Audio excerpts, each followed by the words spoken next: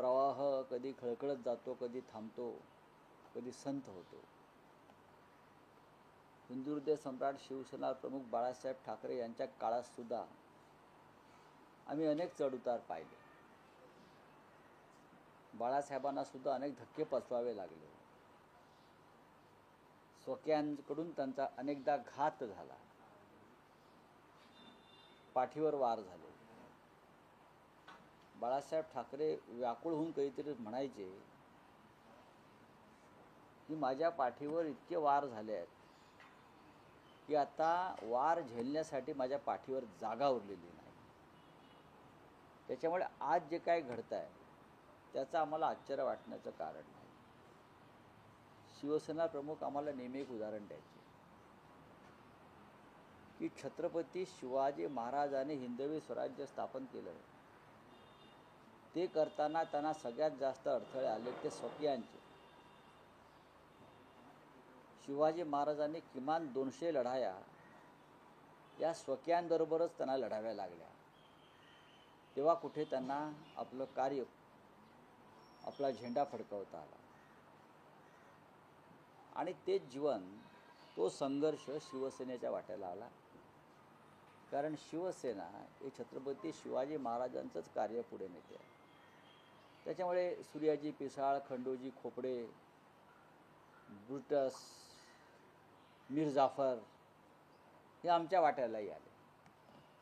आता 4 वर्षापूर्वी आमच्यामध्ये एक मीर जाफर निर्माण झाले किंवा ब्रुटस निर्माण झाले म्हणून त्या शिवसेनेचं कार्य थांबलं नाही,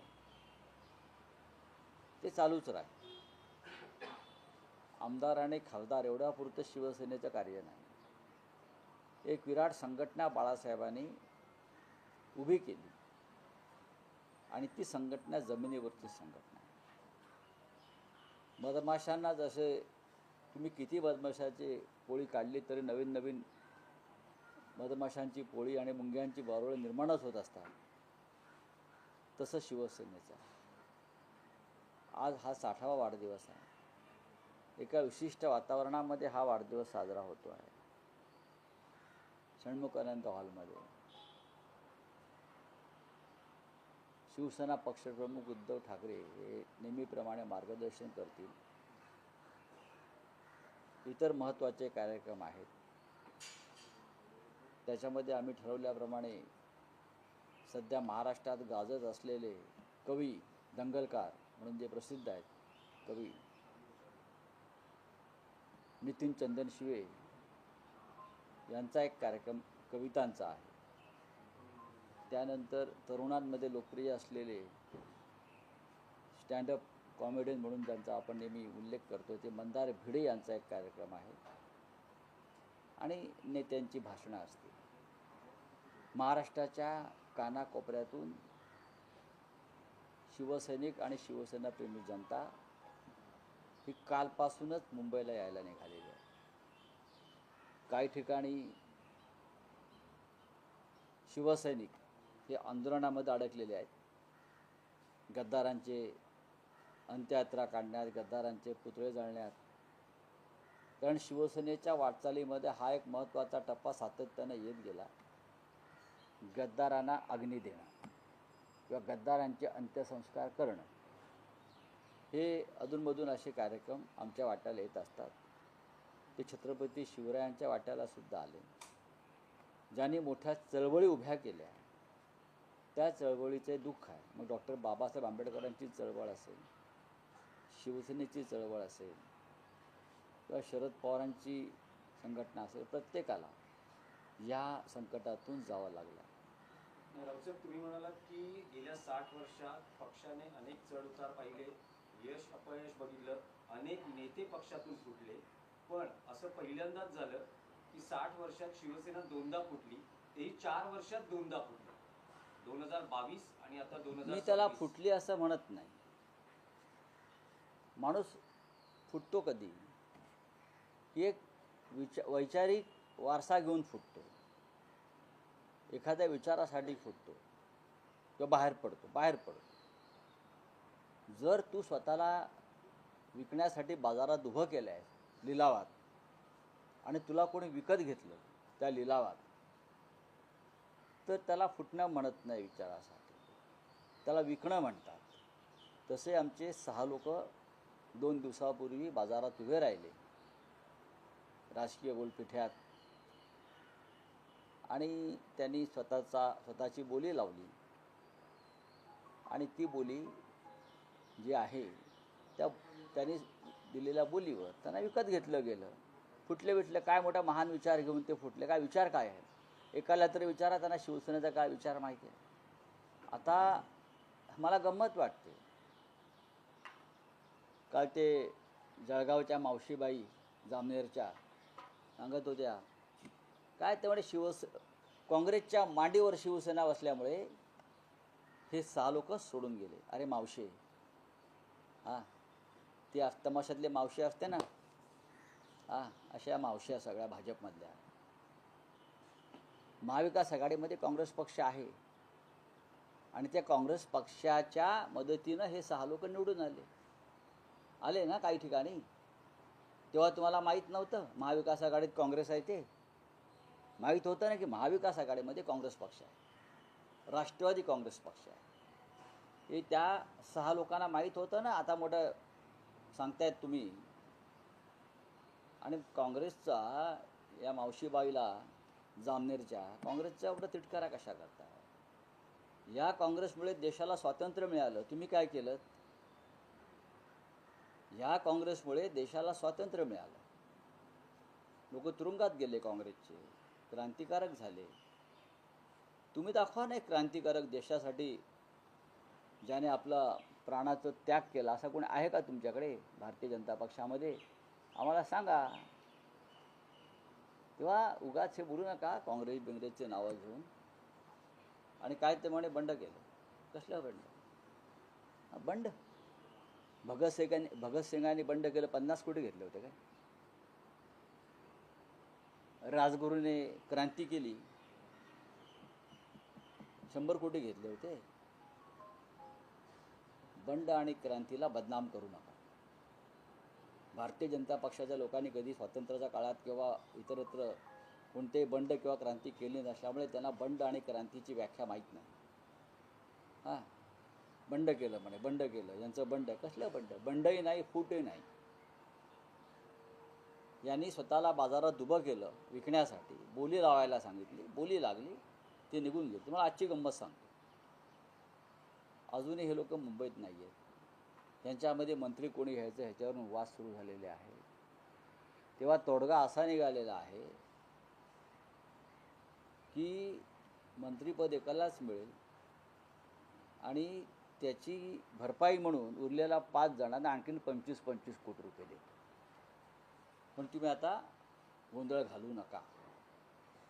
एकाला मंत्री करू, आणि जे मंत्री होणार नाहीत त्यांच्यासाठी अजून 25-25 कोटी रुपये या वर्षभरात देऊ, असं त्यांचं रात्री मांडवली झालेली आहे. यांच्याकडून तुम्ही बंडाची किंवा विचारांची काय अपेक्षा करता? त्यांच्या मतदारसंघात प्रेतयात्रा काढतायत लोक. हे बिळात लपून बसलेले आहेत. बरं, हे बाहेर पडू शकत नाही. यांना पोलिसांचे बंदोबस्त लावलेले आहेत. का? तुम्ही काय गुन्हा केलेला नाही, तुम्ही काय पाप केलेलं नाही, तुम्ही स्वच्छ आहात ना. मग तुम्हाला आता पोलीस ताफा एवढा मागे पुढे कशा करता? आणि या राज्याचं पोलीस खातं फक्त गद्दारांच्या रक्षणासाठीच आहे का? कायदा सुव्यवस्था ढासळली या महाराष्ट्रामध्ये. महिलांवरचे अत्याचार वाढलेले आहेत, खून दरोडे वाढलेले आहेत, हत्या वाढलेल्या आहेत, फसवणुकीचे किडनॅपिंगचे गुन्हे वाढलेले आहेत. पण संपूर्ण पोलीस दल देवेंद्र फडणवीस यांनी जर गद्दारांच्या रक्षणासाठी लावला असेल तर हा जनतेच्या पैशाचा अपव्यय आहे. गद्दाराने त्यांच्या हिमतीवर गद्दारी केली आहे ना, मग हिमतीवर फिरून दाखवावं ना. तुम्ही हिमतीवर गद्दारी केलीत, तुम्ही हिमतीवर 50-50 कोटी रुपये घेतलेत, तुम्ही हिमतीवर 200-200 कोटीचे ठेके घेतलेत. मग त्याच हिमतीवर तुम्ही रस्त्यावरती मोकळेपणाने फिरा खासदार म्हणून. लाज असेल तर खासदारकीचा राजीनामा द्या, ही माझी मागणी आहे पक्षातर्फे. ज्या पक्षाच्या चिन्हावर तुम्ही निवडून आलेला आहात ज्याच्यासाठी आम्ही रक्ताचं पाणी केलेलं आहे उद्धवजींनी, पक्षानं, कार्यकर्त्यांनी, थोडी जरी लाज शिल्लक असेल, ज्यांनी खोट्या शपथा घेतल्या आपल्या आईबापांच्या आणि साईबाबांच्या आणि आई भवानीच्या, त्यांनी त्यांच्याकडनं काय अपेक्षा करणार? राजीनामे द्या आणि उघडपणे जनतेला सामोरे जा. होय, आम्ही राजीनामा दिला आणि आम्ही पुन्हा निवडणुकीला सामोरं जातो. तुमच्यात हिंमत असेल ना तर एक करा. माझं त्या भाजप जे लोक त्यांचं जे काय समर्थन करतात त्या गद्दारीचं ना, मी काल सांगितलं आहे आणि हे सगळ्यांचं माझ्या पक्षाच्या वतीनं मी सांगतो. अर्धा तास फक्त ED CBI मिळू द्या. भाजपचे महाराष्ट्रात 7 तुकडे होते आणि सगळ्यात आधी पक्ष सोडणाऱ्यामध्ये गिरीश महाजन असते. एवढ्या भानगडी आहेत त्याच्या. जे 6 खासदार गेले त्यांच्यामधून ओमराजे निंबाळकरांकडून अशी माहिती मिळते की मी कुठल्याही पत्रावर सही केली नाही.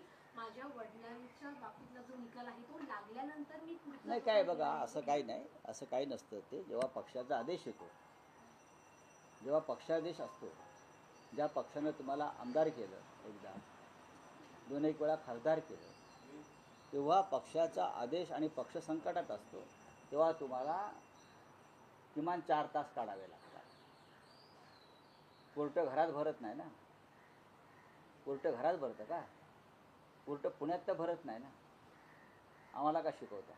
पण ईशान्य मुंबईमध्ये संजय दिना पाटील तुम्ही भावांनी जोर लावला की ती जागा निवडून आली. शिवसेनेमुळेच जिंकले.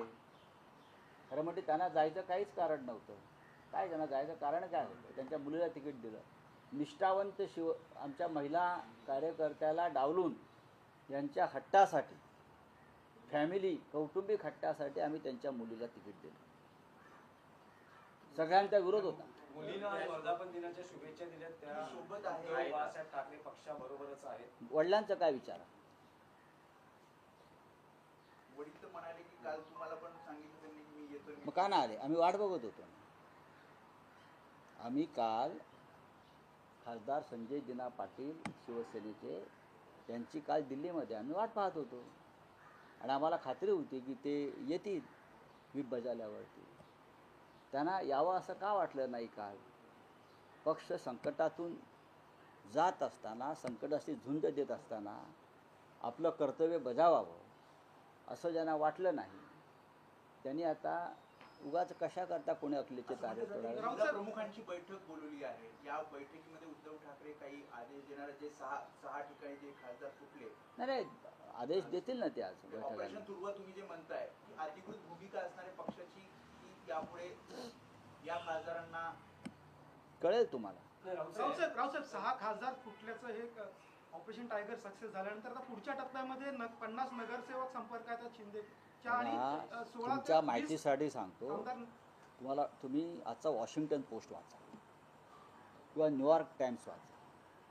त्याच्यामध्ये तुम्ही जे म्हणता ना हे फुटणार 50, परवा मोदी आणि ट्रम्पची भेट झाली. दोघे बोलत आहेत बघा, कोणत्या भाषेत बोलतात ते माहीत नाही, पण ते बोलत आहेत दोघे असे एकदम.